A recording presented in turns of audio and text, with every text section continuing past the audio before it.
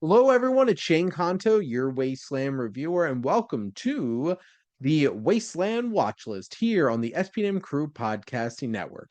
And this is my weekly show where my guest and I play some movie roulette and randomly pick something from my obscenely large watch list. It could be anything. It could be I Love Lucy, but in movie form. And that's what this was.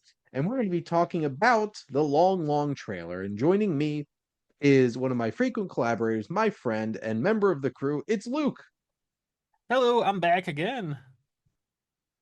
and better than ever. There we go. Hmm.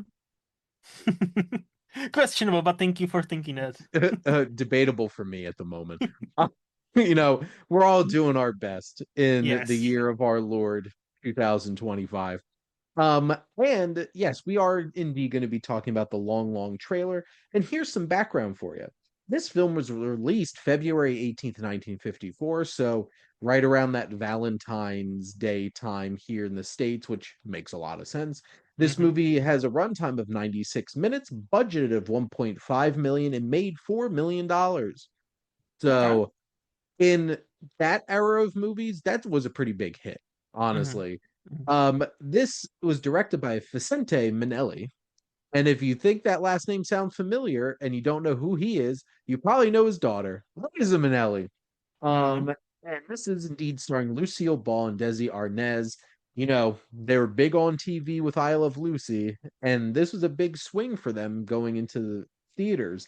And based on a 1951 novel by Clinton Twiss, the 1953 36-foot Redmond New Moon model of trailer, which sold for $5,345, which is $62,817 today. So hmm that was an expensive trailer that Yes. they wound up getting here. Um, they used larger, more powerful vehicles in that mountain scene when it like pulled away, Yeah. and it was just like, if you pay close enough attention, you notice the car changed. Fun stuff. And Arnez made $25,000 bet with the studio that the film would outdraw MGM's other largest comedy ever, Father of the Bride. And it did. This indeed made more money than the original Father of the Bride, starring Spencer Tracy. Ball felt Hmm. she finally gained respect from MGM, who disrespected her and underutilized her in the 40s before she went to television. So Hmm. this was kind of like a redemption arc. Okay. And the studio didn't think it would be successful because people wouldn't want to pay to see Ball and Arnez when they could watch them for free on television. So the same argument as, many studio execs. And to be fair, they have been kind of proven right with many cases. So like Yeah. I see why. And their next movie, we are not talking about that, but there's a next movie I read that flopped. Starring those two. So they might have been right. Here's the thing, I didn't really know that they made movies, to be frank. Same. So I learned a lot about. I didn't love being the Ricardos, but I feel like it gave me a lot more perspective on Lucille Ball being more than just like hmm I Lucy. liked it actually. So like, yeah. Okay. Like, well, the thing is, I had huge expectations, it being a Sorkin Mm. film and going for Oscars and stuff, and I enjoyed it thoroughly. But I'm like, this isn't like an Oscar movie. And also, I'm still perturbed by them casting Javier Bardem as Desi Arnaz, Why? because I'm like, nowhere in my mind was it's like, Lucy, I'm home. Instead, it's like, Lucy, I'm home. And it's just like, bass. And I'm just like, it was so distracting for me having watched like I Love Lucy growing up and just being like, hmm Javier Bardem's an amazing actor and I love him very much. And he's great in a lot of things. I'm just like, that was a weird bit of casting. And then I had to really think about it. I don't know who I would have as Desi I, Arnaz, honestly. I It's was like gonna say Oscar Isaac. if they were younger, I think that would have worked. But that I guess that's the thing because it's Nicole Kidman and Javier Bardem. They're supposed to be older Yes. in being the Ricardos. Because what the three people that popped in my head, I'm like, it would either was going to be Benicio del Toro, Javier Bardem, or Antonio Banderas. And I feel like Antonio Banderas would have been way too distracting being Antonio Banderas because like he Lucy, does I'm not. home. He's like it's like Lucy, I'm home. And just like it's like I feel like Javier Bardem and Antonio Banderas have such specific voices, Mm-hmm. and 100%. it just wasn't going to work. I'm like Benicio del Toro would have been interesting. Mm. Have a few small beers. Mm. Um, so after that Anyway. tangent, but anyways, this will being the Ricardos will never be on the Wasteland watch list because I've seen it before. So Mhm. if you want to hear my thoughts on the film, you can go check out my review. But maybe when it becomes 10 years old, we could talk about it on the retrospective. But the long trailer. Mickey and Tacy are going to be married. Mickey wants to save up money for a house, but Tacy dreams of starting off with their own home on wheels, a trailer. For some fucking reason. Well, I guess the conceit of the film is that he's going to be on the road all the time. And she's like, but what if I could be there with you? Mm-hmm. I feel like if I got a job on the road, Jess would suggest we get a trailer. I would 100% see that happening. I guess, and obviously, like you guys, Americans, are much more prone to, you know what? Let me sit in my car, drive for 12 hours to this other state, and I'm like, okay. For me, that's not nah. You describe me every single June when I go to see my brother and my nephews for 10 hours. See, Which I hate every moment of because I hate driving in the car, especially for 10 hours. and now imagine dragging something fucking big behind you. Mm. Which, like, I'm just pointing out a fact about my marriage that, like, I don't think Jess would possibly want to be away from me for any longer period of time. She's Mm. like, I'm coming with you, going on the road. But no, this obviously is starring Lucille Ball and Desi Arnaz. And like I said, directed by Facetta Minnelli. Luke, after all of that, what are your general thoughts on the long trailer? I had a good enough time. Like I thought. So my question is to you: Is it fair to say this? Is it fair to say this is one joke premise? And the joke Yes. is, hey, look, we Look have how a big this trailer. trailer is. Yeah, look at how, look. Maybe this time when we try to cook in it, maybe this time not, nothing gets that messy. Oh shit, it happened again. Oh well. Womp womp. What a knee slapper this is. And but to be fair, but the reason I enjoyed it, there are some scenes where like when Desi is learning how to drive it, like brakes, the trailer brakes first, and it's Air brakes first. like you feel for the guy. You're like you can tell he doesn't want this, and kind of I was in for pretty much the entire movie. I'm kind of in his corner. I'm like, poor dude. Like imagine getting married finally, right? And then you're basically bulldozered to buying this trailer, and I'm like, yay, poor dude. Like, and then he needs to learn how to drive it. I'm like, good, damn, dude. And then like she goes on with the rocks and the like jars, and I'm like, do you want to die? This is how people die.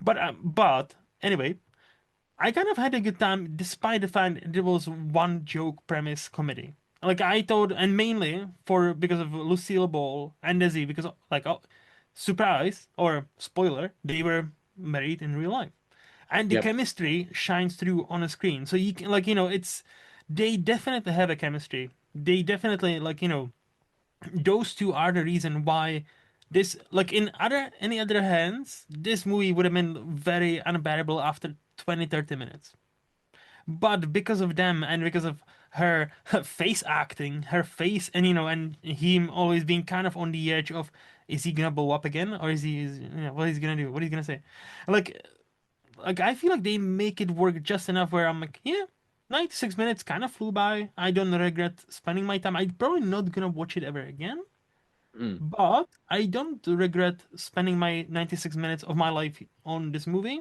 and I had a decent enough time. What about you, Shane? What did you think? I had a fun time. I thought this was obviously a vehicle for them. Ah, Hmm, literally. joy.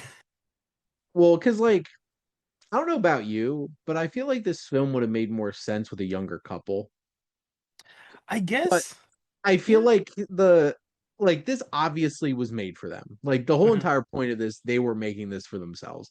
Hmm. Because Desi Arnaz was like 37 and Lucille Ball was like 43. But see, people, like listeners of the show, you need to realize one thing. They were 37 and 43 in 1954, where they actually look much older. Like Yep. I'm sorry to say, like I'm not trying to judge. Like I'm a human blob as any other. Like I don't look great. I understand, but damn, those were some Oh, hard. He's 37. yes. I was like, he's like mid 40s, and she looks even slightly older because of the hairstyle, because of the dresses. Well, here's the Like, thing, Luke. I was watching that new John Candy documentary, and when I realized that he was 35 years old and Uncle Buck, and I'm just like, yep, mm-hmm, at a moment. It yes. was just like, what? What? So yeah, what we're So saying is, they this they couple, feel older, they but like definitely did. definitely. And like, yes, this movie is for them on display. Hmm. Like them displaying their talents, what really makes them. He sings, she does all of her fun facial expressions and stuff like that. It was hard for me to disconnect this from just being a long loose I Love Lucy episode because like I don't think they did anything to make these characters stand out as different characters than just I'm watching Lucy and Desi. So like there's that. So like Yes. but I feel like most people are tuning in to watch this movie because it is Lucy and Desi. So I guess you get what you want. As somebody who's never seen a single episode of I Love Lucy, I only seen the clips and bits and pieces here and there.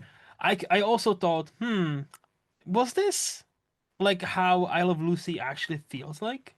And I'm like, oh, okay, it Well, does. like Okay, that cool. was also like their 20-minute sitcom episodes and stuff Mm, like that. Because yes, this does feel like one elongated joke.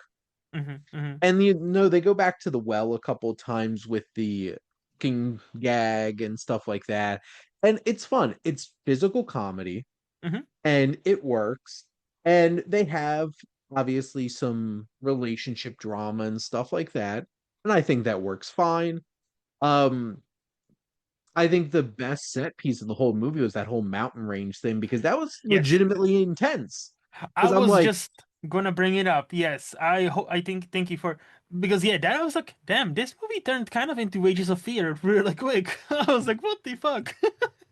But it, but it's like it's like get William Freakton to make a remake. We're going Sorcerer too. we'll call it The Witch or something. I don't know, but it's just yeah. They're gonna call it Warlock. Uh, Ooh, there we go. But no, like that was legitimately tense because I was waiting mhm. for something horrible to happen. Yes, And Minnelli does a good job of building up that tension. And I think Lucy and Desi do a great job of like making us feel on edge because they're feeling on edge. And you're getting that, like, you're feeling very empathetic in that moment where I'm like, oh and how no. they talking about the book and like in like circles like, so you haven't finished. What haven't finished what? The book. Oh no, I realized we watched it before, so I stopped halfway through it. And again, these moments are why this movie worked good and well enough for me Yeah. because again, they know how to play off of each other, right? Like both Desi and Lucy, like obviously their chemistry is why this movie works. Yeah. And like ultimately, the other reason is no matter what happens on the screen, you can tell they love each other, right? Yes. And I think this is where modern comedies and romantic comedies kind of fail because like nowadays the joke is, haha, look, they kind of hate each other. Haha, look. And like you never get those people should be together, right? Because you want to be or you should be rooting for them. And nowadays we are in this place, strange place where it's like, oh, look, isn't it funny? Like they should be getting divorced, but they are still battling each other. Huh, it's kind of funny, right? Yeah, they hate each other. And this one here, like, no, they have a fight, and then they kind of like, okay, okay, we'll try to make it better. Which is, and like they try to like work through it. They try, and like you kind of rooting for them. Not kind of, you are rooting for them. Driving away. And she's like, no, Nikki. Yeah, And then they're like, no, I'm sorry. And like having that big moment at the end, it in just the like, rain. yeah, feeling very relatable. Because here's the Mm-hmm. thing, to your point, too many romantic comedies today focus on fighting for the good moments, Mm-hmm. fighting through the bad moments to find the good moments. That's not Mm-hmm. what life is. Mm-hmm. Life is fighting through, like, you love each other and then you fight together through the hard moments. Yes. And this is one of those things where it's like they are a loving couple, and here's a challenge they have to overcome. And there's tension. Like when they're driving down that main street and she's driving and he's being like, no, you got to do this, you got to do this. And she rage quits and jumps into the back seat. And you're just like, damn. Yeah. Never had exactly those moments, but like those are very relatable relationship moments where it's just like everybody needs to take a step back and relax for a Correct. moment. Correct. Them going to the expo and you show up to the Subaru dealership and you want to buy the most economic vehicle possible, and then your wife sees one that has really fun trim on it and says it out loud in front of the salesperson, and then you go home with that car instead. Yep. Yep. Very relatable moments, not an actual autobiographical story I just told from last December when I bought a Subaru. But like those are the fun relationship moments where you're just like, God, I've been there. And like, how did they leave with the biggest possible trailer?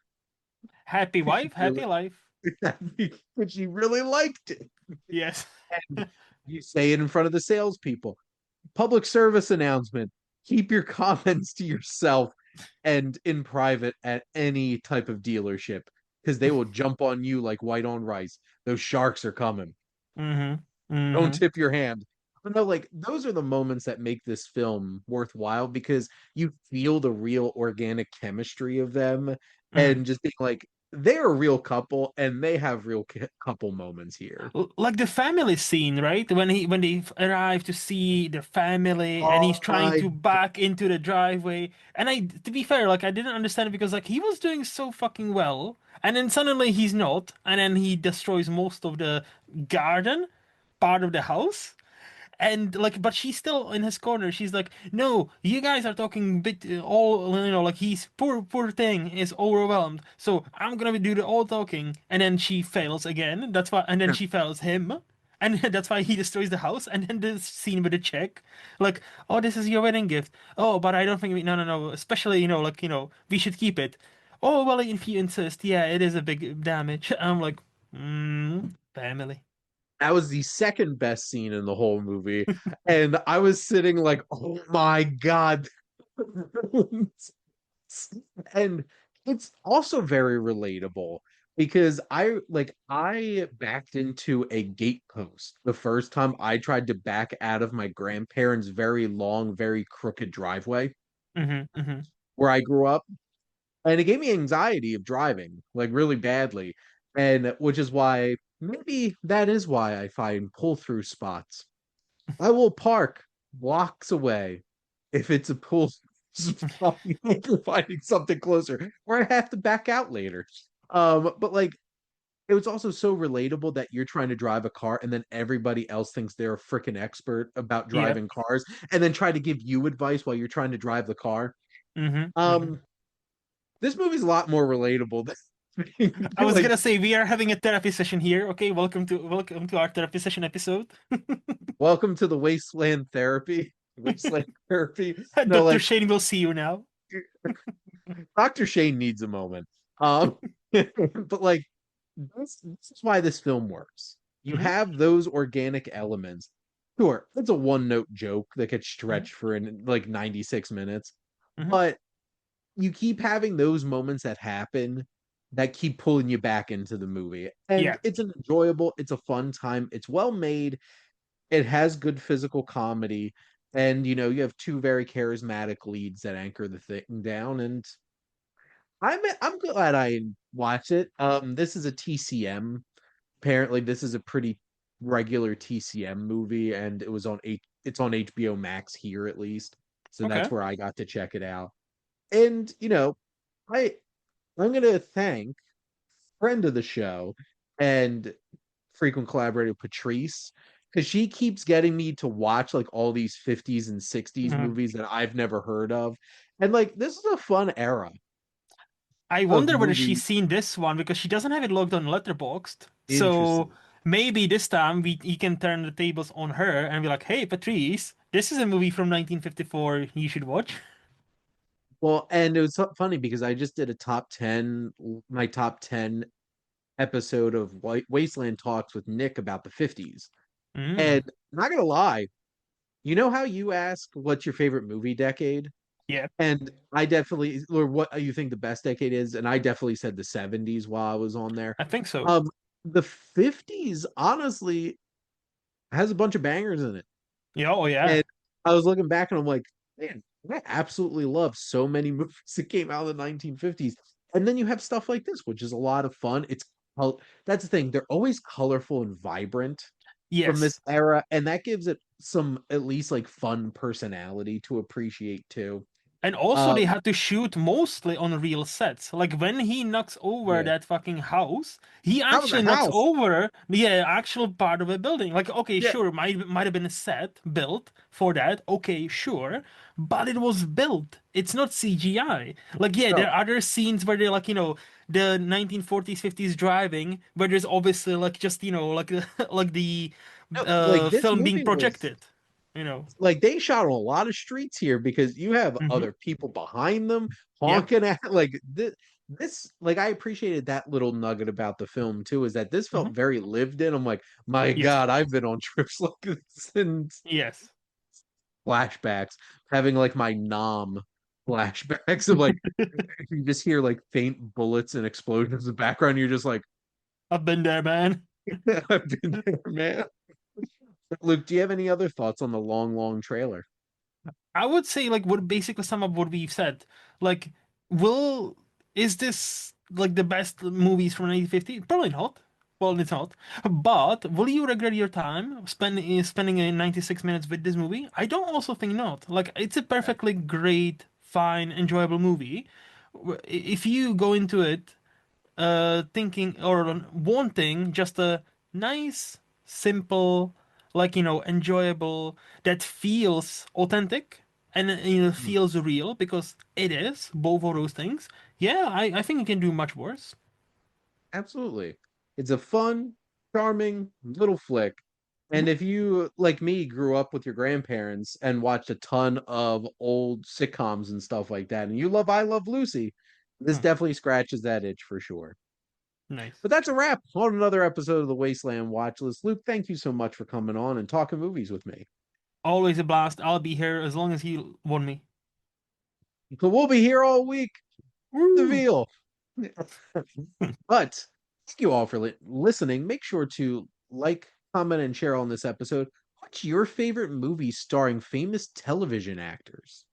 I think Mm. that's a fun little prompt. Die Hard? And yes, that's where Bruce Willie got started, was on Yeah. television. So there you go. Or like anything with Bryan Cranston in it. If it's like Malcolm in the Middle guy, oh my God, Breaking Bad. Now Yeah. movies. Mm-hmm. They killed Malcolm's dad in Godzilla. Oh, could they? Poor. In the first act. But make sure to follow or subscribe wherever you listen to your podcast. The SPDM Crew Podcasting Network is ever expanding. Luke has a great show with Flicks and Chill. We have so many other shows. I have 5 of these, all movie related, but there's other interests too, things to pique your interest. And if you want to join the crew, check out our website and reach out. Whether if you want to be a guest, like on a show specifically like this, or Luke show, we love guests. We need guests. Come on, Please, join please. us. Please reach out. And or you could start your own podcast if you have some ideas as well. You're always welcome here on the crew. But if you like our logo too, check out HiFlyer Creative for all your digital marketing needs. But most importantly, thank you as always for tuning in and supporting the Wasteland Watchlist here on the SPDM Crew Podcasting Network.